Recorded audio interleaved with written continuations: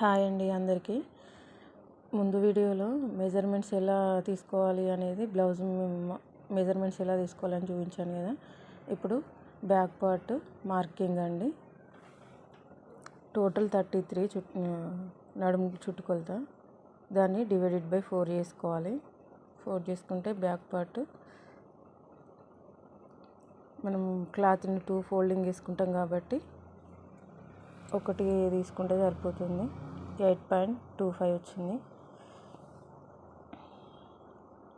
9.5 అండి. 9.5కి డాట్ కోసం 1 ఇంచ్, అలాగే ఖర్చు కోసం 1.5 ఇంచ్ అండి.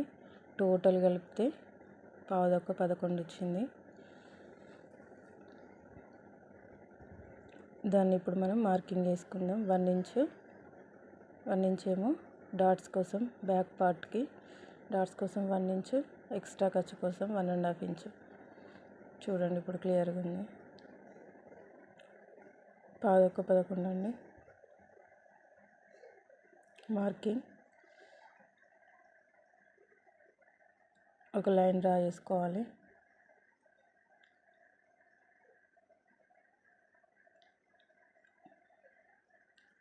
నెక్స్ట్ బ్లౌజ్ హైట్ కూడా చూసుకోవాలి కదా. బ్లౌజ్ హైట్ వచ్చేసి 15, 15 ఇంచు ఖర్చు కోసమే అండి. షోల్డర్ ఖర్చు 1/2 ఇంచు.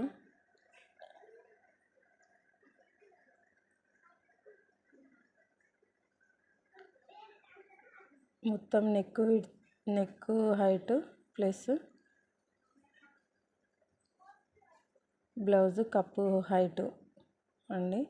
బ్లౌజ్ కప్పు హైట్ 4.5 తీసుకున్నా. 10.2 నెక్ హైట్ వచ్చిందండి.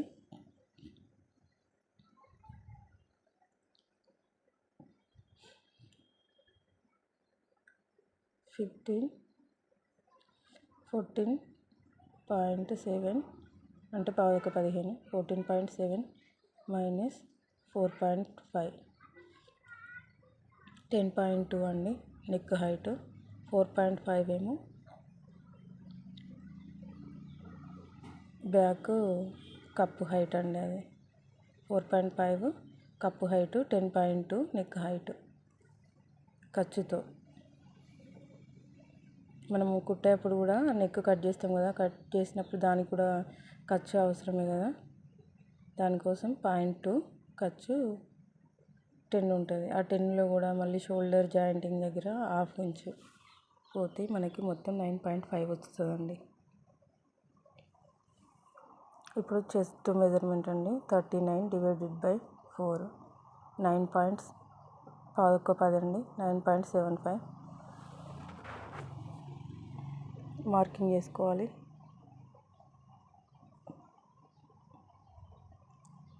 (9.7)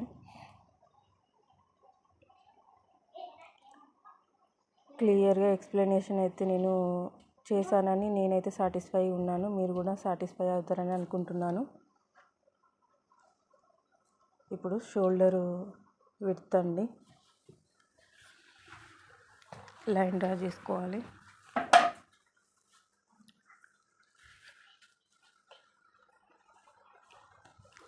తప్పకుండా ఛానల్ని లైక్ చేయండి, షేర్ చేయండి.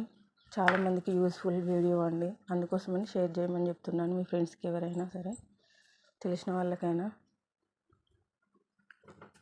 షోల్డరు విడ్త్ 24 అండి. 24ని సేమ్ ఇప్పుడు నడుమును చెస్ట్ ఎలాగైతే టోటల్ చుట్టుకొలత ఇట్లా తీసుకున్నామో షోల్డర్ని కూడా 14 × 2 చేస్తే 28. 28ని డివైడెడ్ బై 12 చేస్తే 2.3 వచ్చిందండి.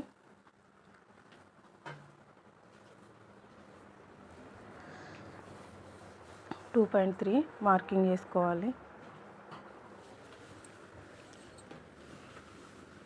2.3. ఇప్పుడు షోల్డర్ విడ్త్ కూడా అవసరమే కదా మనకి. నెక్ విడ్త్తో పాటు షోల్డర్ విడ్త్ కూడా తీసుకుందాం. 2.3 + 3 5.3 అండి. ఇలా క్లియర్గా మనకి ఖర్చు ప్రతిదీ మనకు క్లియర్గా ఉంటుందండి. మనము గింత కూడా షోల్డర్ ఫాలింగ్ అనేది దేనికోసమైనా మంచి క్లియర్ ఎక్స్ప్లెనేషన్ ఉంటుంది. మీరు తప్పకుండా ట్రై చేయండి. ట్రై చేస్తే మీకు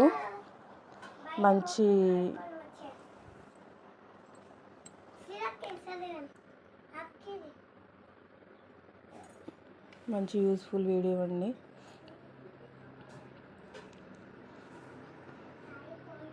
బెనిఫిట్స్ అయితే చాలా ఉంటాయి. మీరు తప్పకుండా ట్రై చేయండి ఈ మోడల్లో.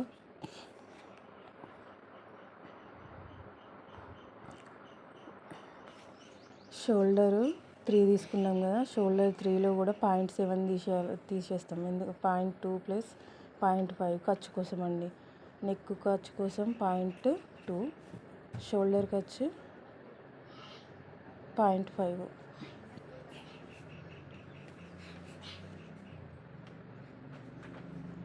మార్కింగ్ వేసుకోవాలి. మీకైతే క్లియర్ ఎక్స్ప్లెనేషన్ అయితే ఉంటుంది, నచ్చుతుంది ఈ వీడియో కూడా. ఇంటి దగ్గర ఉండే వాళ్ళకైతే మంచి యూస్ఫుల్ వీడియో. అలాగే కొత్తగా నేర్చుకునే వాళ్ళకైనా, ఇదివరకు నేర్చుకున్న వాళ్ళకైనా ఇట్లాంటి క్లియర్ ఎక్స్ప్లెనేషన్ ఎవరైనా సరే బ్లౌజు కట్టింగ్స్ కానీ ఇవి కానీ చూపించిన తర్వాత కానీ ఇట్లాంటి మెజర్మెంట్స్ చూపించరు. నేను ఫస్ట్ టైం మీకు మంచి ఎక్స్ప్లెనేషన్తో ఈ వీడియోని అప్లోడ్ చేస్తున్నానండి. మీరు తప్పకుండా ఈ ఛానల్ని ఫాలో అయితే మాత్రం చాలా మంచి బెనిఫిట్స్ ఉంటాయి. బ్లౌజ్ ఫిట్టింగ్ కూడా చాలా బాగుంటుంది. నెక్స్ట్ మనకి చంక అండి. ఆర్మ్ హోల్ 8x4 వేసుకోవాలి. 2 హ్యాండ్స్ని 5.3.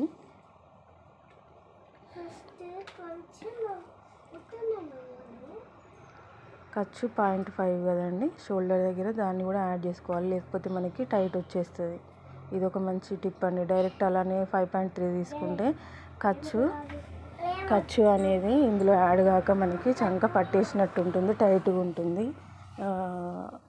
మన దగ్గర బ్లౌజ్ కుట్టించుకున్న వాళ్ళకి కూడా పాడైపోయింది, ఇట్లా టైట్ కుట్టేసింది, నచ్చలేదు అనే ఫీలింగ్ కూడా ఉంటుంది కదా. అట్లాంటి రిమార్క్స్ కూడా రాకుండా ఉంటుందండి. లైన్ డ్రా చేశాను, ఇలా ఒకటి లైన్ డ్రా చేసుకోవాలి. ఇక్కడ చెస్ట్ మార్కింగ్ దగ్గరికి లైన్ కూడా మార్కింగ్ చేసుకోవాలండి. షోల్డర్ పాయింట్ను కలుపుతూ 5.8 వచ్చింది కదా. మనం కరువు కూడా ఎక్కడ తీసుకోవాలనేది కూడా మనకు ఈజీగా మనం క్లారిటీగా ఇలా చేసుకోవచ్చు అనమాట. 5.8 డివైడెడ్ బై 2 చేస్తే 2.9 వచ్చిందండి. అక్కడ నుండి మనం కరువు షేప్ తీసుకోవాలి. చంక కరువు అనేది ఎలా తీసుకోవాలి ఏంటి అనేది అదొక ఈ ట్రిక్ కూడా తెలియక చాలామంది కూడా కష్టపడుతూ ఉంటారు. సో అందుకోసమని ఇట్లా ఆఫ్ చేసుకోవాలండి. చంక హైట్ని 2 పార్ట్స్గా డివైడ్ చేసుకోవాల్సి వస్తుంది. ఈ కరువు చేసిన తర్వాత మనము చంక రౌండ్ ఎంత వచ్చింది అనేది కూడా మళ్ళీ ఒకసారి మనం చెక్ చేసుకోవాల్సి వస్తుంది. పాయింట్ తేడా వచ్చినా కూడా ఎక్కువనన్నా అవుతుంది, తక్కువనన్నా అవుతుంది. సో అందుకోసమని కరువు అనేది కరెక్ట్గా తీసుకోవాలి.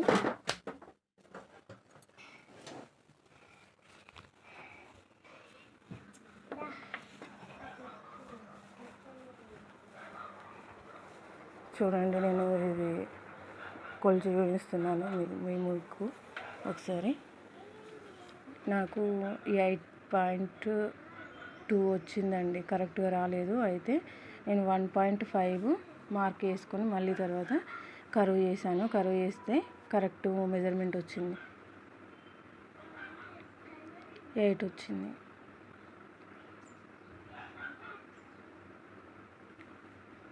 ఇక్కడ 0.1 మిస్టేక్ చేసుకున్నా కూడా మనకి టైట్ అయిపోతుంది. ఎక్కువ పెడితేనేమో ఎక్కువ కొలత అయితేనేమో లూజ్ అవుతుంది, తక్కువ కొలత అయితేనేమో 0.1 తక్కువ కొలత అయినా కూడా టైట్ అయిపోతుంది. అందుకోసమని జాగ్రత్తగా మార్కింగ్ చేసుకోవాలండి. మనకిప్పుడు నడుము చుట్టూ కొలత, next neck, shoulder and arm whole అండి.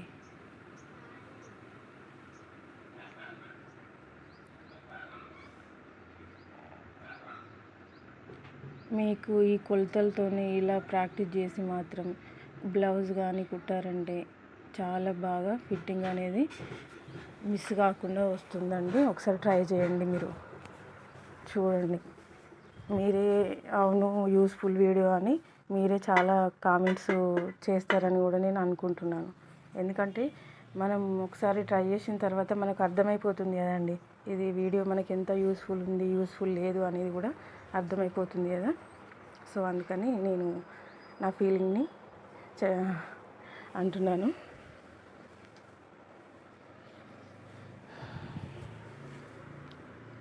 నలుగురికి ఉపయోగపడే వీడియోనే కాబట్టి నేను మీతో షేర్ చేసుకుంటున్నాను.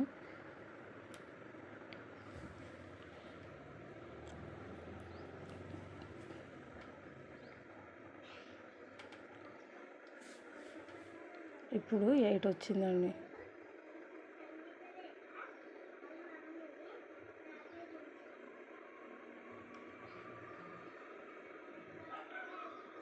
మార్కింగ్ మాత్రం కంపల్సరీగా మంచిగా వేసుకోవాలండి. మిస్టేక్స్ లేకుండా చేస్తే మాత్రం ఫిట్టింగ్ అనేది కరెక్ట్గా వస్తుంది. ఎక్కడ కూడా ఇంత టైట్ కానీ లూజ్ కానీ లేకుండా ఫిట్టింగ్ కరెక్ట్గా వస్తుంది.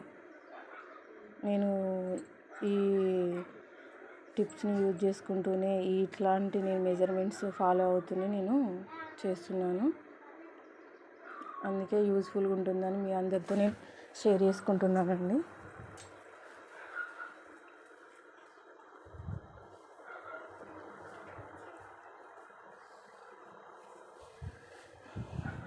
ఇప్పుడు నెక్ విడ్త్ మనకు షోల్డర్ ఫాలింగ్ కాకుండా 2.3 నెక్ విడ్త్ తీసుకున్నాం కదా, అక్కడ 1 పాయింట్ లెఫ్ట్ సైడ్కి అండి. రైట్ సైడ్కి అయితే షోల్డర్ ఉంటుంది, లెఫ్ట్ సైడ్కి అయితే నెక్ విడ్త్ ఉంటుంది కదా, 1 పాయింట్ లెఫ్ట్ సైడ్కి మార్కింగ్ చేసుకోవాలి. ఇది నెక్ విడ్త్ 2.8 వచ్చింది. 2.3కి ½ ఇంచ్ యాడ్ చేసుకోవాలి.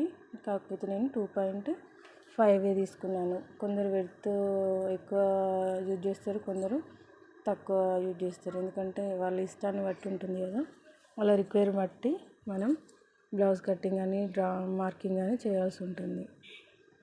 కొంచెం మిస్ అయినా కూడా కొందరు నచ్చకపోవచ్చు. సో అందుకని అది మాత్రం ఫాలో అవ్వాలండి. వాళ్ళు చెప్పిన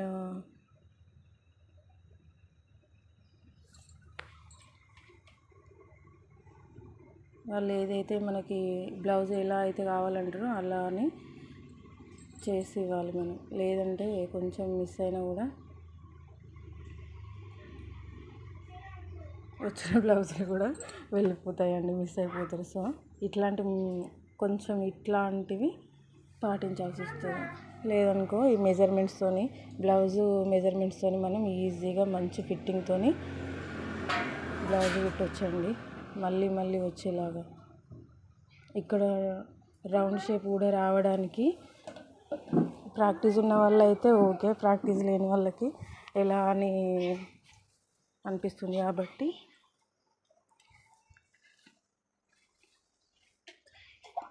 1.5 ఇంచ్ అండి, 1.5 ఇంచ్ మార్క్ చేసుకోవాలి. మార్క్ చేసుకొని అక్కడ నుండి కర్వ్ షేప్ తీసుకోవాలి. కర్వ్ షేప్ తీసుకుంటే కరెక్ట్ రౌండ్ షేప్ అనేది వస్తుంది.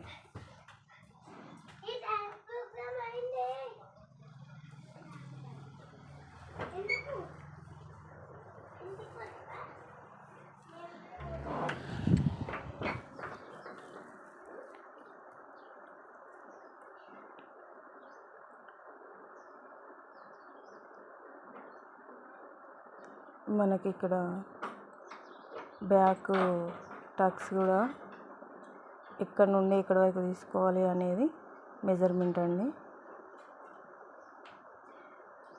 9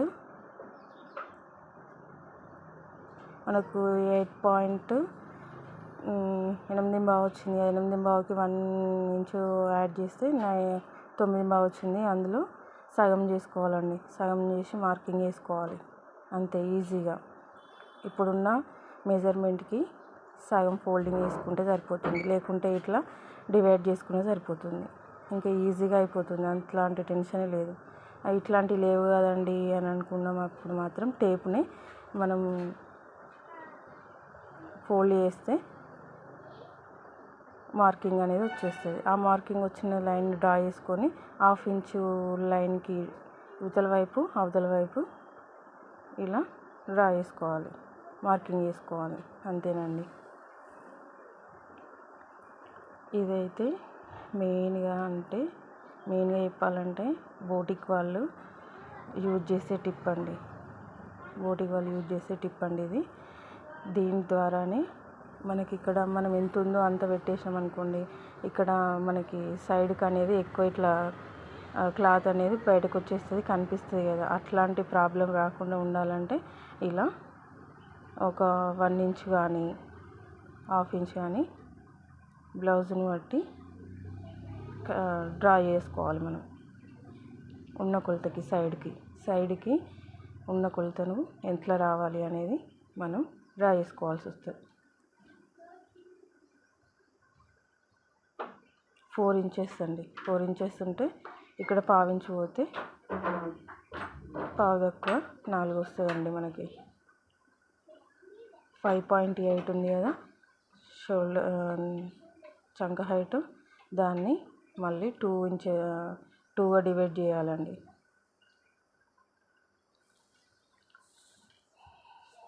తప్పకుండా మీకు నచ్చుతుందని అనుకుంటున్నాను. మీ ఫ్రెండ్స్కి కానీ మీకు తెలిసిన వాళ్ళకి కానీ తప్పకుండా షేర్ చేయండి, సబ్స్క్రైబ్ కూడా చేసుకోండి. నేను ఇంకొక విషయం ఏంటంటే 1.4K చూసేవాళ్ళు ఉన్నారండి. సబ్స్క్రైబర్స్ వ్యూవర్స్ మాత్రం కొంత మట్టుకి ఉన్నారు. మెల్లిమెల్లిగా గ్రోయింగ్ కూడా ఉంటుందని అనుకుంటున్నాను. Through rate అంతుంది.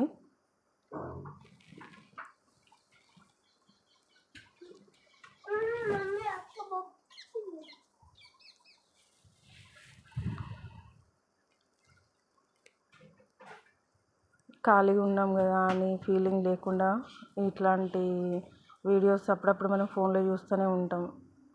బ్లౌజ్ మనది మనం కుట్టుకోవాలని